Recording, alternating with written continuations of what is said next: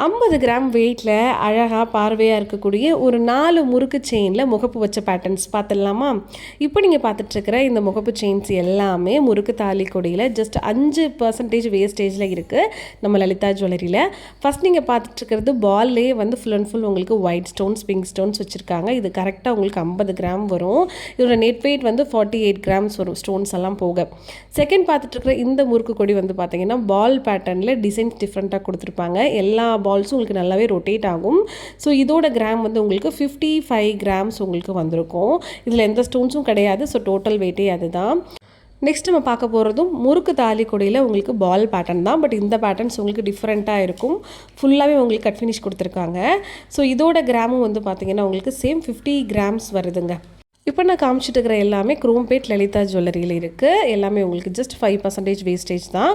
இப்போ பார்த்துட்ருக்கிற இந்த பாக்ஸ் டைப்பில் டைமண்ட் ஷேப் மாதிரி காமிச்சிருக்காங்க. உங்களுக்கு ஒயிட் அண்ட் பிங்க் ஸ்டோன்ஸ் ஒரு பக்கமும், இன்னொரு பக்கம் ஒயிட் அண்ட் க்ரீன் ஸ்டோன்ஸ் கொடுத்துருக்காங்க. இதே முறுக்கு பேட்டர்னில் இதோட வெயிட் உங்களுக்கு 52 கிராம்ஸ் வரும். நெட் வெயிட் 51 வருதுங்க.